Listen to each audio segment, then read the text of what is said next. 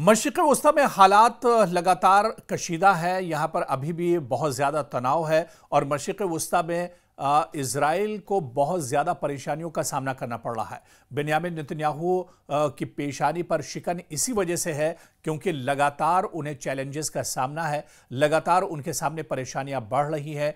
Iran जंग ख़त्म हो गई, इसके अलावा सीरिया की जो जंग शुरू हुई थी वो भी ख़त्म हो गई, लेकिन आप देखिए कि फ़लस्तीन में और ख़ासतौर से गज़ा में जो जंग हमास और इज़राइल के दरमियान छिड़ी थी वो जंग लगातार चल रही है और इस बीच लगातार इज़राइल को परेशानियों का सामना करना पड़ रहा है। और इस वक्त बड़ी खबर आ रही है कि फ़लस्तीनी मज़ाहमती तहरीक हमास के एक सिक्योरिटी विंग अल-क़साम ब्रिगेड ने ऐलान किया है कि उन्होंने गज़ा के शुमाली इलाके जैतून में काबिज इजरायली फौज पर शदीद हमला किया है। जी हां, ये दरअसल जैतून इलाका गज़ा के ही इलाके में आता है जहां पर इजराइल पूरी तरह से काबिज है। बड़े पैमाने पर जैतून के इलाके में इजरायली सिक्योरिटी फोर्सेस मौजूद हैं और यहां पर अब हमास के अल-क़साम ब्रिगेड ने यह दावा किया है, उन्होंने यह ऐलान किया है कि उन्होंने इजरायली फौजियों पर बड़ा हमला किया है और यह शदीद हमला किया गया है जिसके दौरान दुश्मन को जानी और माली नुकसान उठाना पड़ा है। तो आप देखिए कि लगातार इसी वजह से इजराइल की परेशानियां बढ़ती जा रही हैं। वक्फे वक्फे से इजराइल पर इस तरह के खूनी हमले होते रहते हैं, इस तरह से इजराइल का बड़े पैमाने पर जानी और माली नुकसान होता रहता है। आप देखिए कि अल-क़साम ब्रिगेड के मुताबिक कार्रवाई के दौरान अल-क़साम के लड़ाकों ने पहले से नस्बशुदा बारूदी जो सुरंग थी, बारूदी जो मवाद था, उसके जरिए आईडीएफ की 2 बख्तरबंद गाड़ियों को निशाना बनाया जिसके नतीजे में दोनों गाड़ियां मुकम्मल तौर पर तबाह हो गई। बयान के मुताबिक इजरायली फौज की एक जदीद बख्तरबंद गाड़ी, जी हां, एक लेटेस्ट बख्तरबंद गाड़ी, क्योंकि अक्सर इसी बख्तरबंद गाड़ी का इस्तेमाल आईडीएफ के जवान करते हैं या इजरायली फौज के जो जवान हैं वो करते हैं। बख्तरबंद गाड़ी दरअसल बहुत सेफ होती है और दुश्मन के इलाके में जब जाना होता है तो इजरायली फौज इसी बख्तरबंद गाड़ी का इस्तेमाल करते हैं। और जिस तरह से यह हमला किया गया है अल-क़साम ब्रिगेड की तरफ से, और अल-क़साम ब्रिगेड ने बाकायदा यह जानकारी दी है कि इजरायली फौज की एक लेटेस्ट बख्तरबंद गाड़ी जिसका नाम नैमर है, इसको भी मकामी तौर पर तैयार किया गया है और इसे यासीन 105 मिसाइल से निशाना बनाया गया है जिससे यह बख्तरबंद गाड़ी में शदीद धमाका हुआ है। तो आप देखिए कि ये एक और बड़ा धचका लगा है, एक और बड़ा झटका इसे इजराइल के लिए माना जा रहा है क्योंकि अल-क़साम ब्रिगेड के इस हमले में इजराइल का जानी नुकसान भी हुआ है, माली नुकसान भी इजराइल को काफी उठाना पड़ा है। दरअसल अगर गजा के जैतून शहर के इलाके की हम बात करें तो ये जैतून इलाका जो मौजूदा में, हालांकि फ़लस्तीन का हिस्सा है, ये गजा का ही एक मोहल्ला और एक एरिया दरअसल ये माना जाता है जैतून, लेकिन इस जैतून के इलाके पर अब पूरे तौर से इजराइल काबिज है।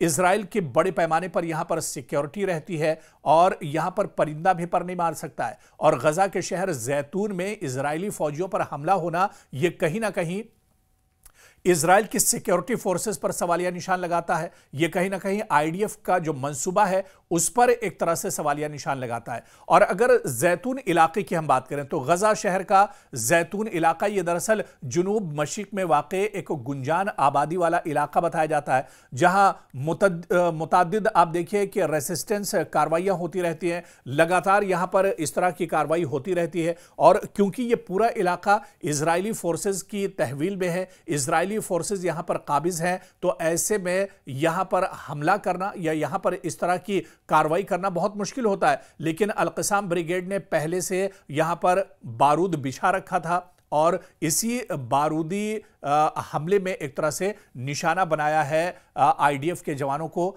और इस हमले में आपको हम बात करें तो रॉकेट और मोर्टार भी शामिल थे और उसके जरिए यह हमला किया गया था। आप देखिए कि हालिया दिनों इस तरह के कई हमले होते रहे जिसमें इजराइल की बख्तरबंद गाड़ियों को नुकसान पहुंचाया गया है।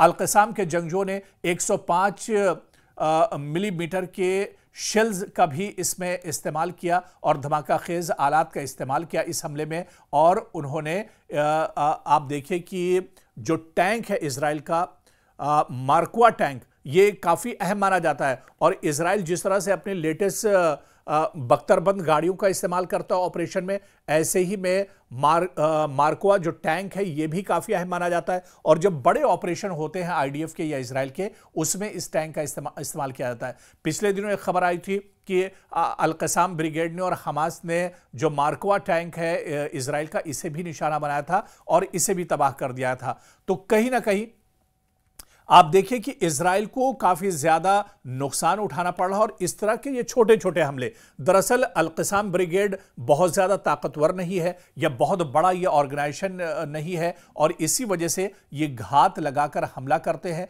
ये एक अच्छे मौके की तलाश में रहते हैं। जब इन्हें मौका अच्छा मिलता है, टारगेट इनका सेट रहता है, और उसके बाद ये दुश्मन पर हमला कर देते हैं। और ऐसे ही कुछ गजा के जैतून इलाके में भी आईडीएफ के काफिले पर हमला किया गया, और इस काफिले में 2 या 3 जो बख्तरबंद गाड़ियां थी इजराइल की और आईडीएफ की, उन्हें नुकसान पहुंचाया गया। और आप देखिए कि इजराइल के कई फौजी जवान इसमें मारे गए हैं, और इसके अलावा बड़े पैमाने पर उनका असलहा और गोला बारूद भी अल-क़साम ब्रिगेड के जो जवान थे, जो लड़ाके थे, वो एक तरह से लूट कर ले गए हैं।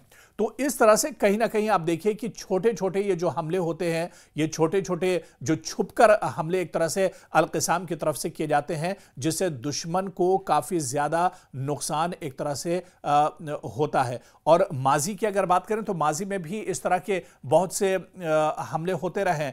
और आप देखिए कि जैतून इलाका, ये दरअसल इलाका ऐसा इलाका है जहां पर कभी हमास का गढ़ माना जाता था, हमास का यह इलाका हुआ करता था, फिलिस्तीन का यह इलाका हुआ करता था। लेकिन अब गजा के जैतून के इस इलाके में पूरे तौर पर इजरायली काबिज हैं। इजराइल सिक्योरिटी फोर्सेस के जवान बड़ी तादाद में यहां पर रहते हैं, और उन्हीं की तहवील में यह पूरा इलाका है। और उन्हीं के गढ़ में घुसकर, आईडीएफ के इलाके में घुसकर इस तरह का हमला करना, मतलब ये अलार्मिंग सिचुएशन एक तरह से है आईडीएफ के लिए, बेन्यामिन नेतन्याहू के लिए और इजराइल के सिक्योरिटी फोर्सेस के लिए। तो ये एक बड़ी कामयाबी हमास के लिए मानी जा रही है। और जिस हमास को खत्म करने के लिए इजराइल पिछले 1.5 साल से लगातार गजा पर हमले कर रहा है, गजा पर बम बरसा रहा है, मासूमों का कत्लेआम कर रहा है, लेकिन उस हमास को खत्म नहीं कर पाया है। बेन्यामिन नेतन्याहू ने यही कसम खाई है कि जब तक हमास को नेस्तो नाबूद नहीं कर देंगे, जब तक हमास को खत्म नहीं कर लेंगे, तब तक चैन से नहीं बैठेंगे। लेकिन वही हमास जिसके पीछे पिछले 1.5 साल से दुनिया की सबसे बड़ी ताकत, इजराइल जैसी ताकत, जिसके पास लेटेस्ट हथियार हैं, जिसके पास बड़ी बड़ी मिसाइलें हैं, जिसका एयर डिफेंस सिस्टम बहुत मजबूत है, वो इजराइल छोटे से हमास ग्रुप को खत्म नहीं कर पाया है। और वही हमास अब मशरिक़ वुस्ता में इजराइल के नाक में दम किए हुआ है, और एक के बाद एक इस तरह के हमले होते रहते हैं। ये बहुत छोटे छोटे से हमले होते हैं जो घात लगाकर हमास की जो ब्रिगेड है, हमास की जो लड़ाका तंजीमें हैं, वो एक तरह से करती रहती है। खासतौर पर अल-क़साम ब्रिगेड बहुत मंसूबाबंद तरीके से इस पूरी कार्रवाई को, इस तरह की कार्रवाई को अंजाम देती है, जिसमें आईडीएफ को काफी नुकसान होता है, इजरायली सिक्योरिटी फोर्सेस को काफी ज्यादा नुकसान पहुंचता है। और जैतून के इस हमले में भी आप देखिए कि कई इजराइल की बख्तरबंद गाड़ियां तबाह हो गई, बड़े पैमाने पर जो साजो सामान था वो एक तरह से तबाह हो गया। बल्कि एक मीडिया जराए के हवाले से यह भी खबर आई कि ग्राउंड जीरो पर, जहां पर यह हमला किया गया था, वहां पर हेलीकॉप्टर के जरिए से इजरायली फोर्सेस का इस हमले के बाद रेस्क्यू किया गया, और जो बचे हुए सिक्योरिटी फोर्सेस या जो जख्मी जवान थे, उन्हें हेलीकॉप्टर के जरिए से रेस्क्यू किया गया है। तो इस तरह के हालात हैं, यानी हालात अभी भी एक तरह से अलार्मिंग है इजराइल के लिए, बेन्यामिन नेतन्याहू के लिए। और जो लड़ाई बेन्यामिन नेतन्याहू ने शुरू की थी हमास के खिलाफ, वो लड़ाई अभी एक तरह से अधूरी है, क्योंकि अभी भी हमास जिंदा है। हमास की जो लड़ाका तंजीमें हैं, वो एक तरह से, जो ब्रिगेड है, वो एक तरह से जमीन पर जिंदा है, और रुक रुक कर और कुछ कुछ वक्फे के बाद इस तरह के हमले आईडीएफ पर और इजराइल की सिक्योरिटी फोर्सेस पर होते रहते हैं। तो इजराइल अभी भी कहीं ना कहीं अपने मिशन से बहुत दूर है, और यह मिशन अभी भी, या उसका जो मंसूबा है गजा पर पूरे तौर पर कब्जा करने का, हमास को नेस्तो नाबूद और खत्म करने का, उस मिशन में इजराइल अभी भी कामयाब नहीं हुआ है।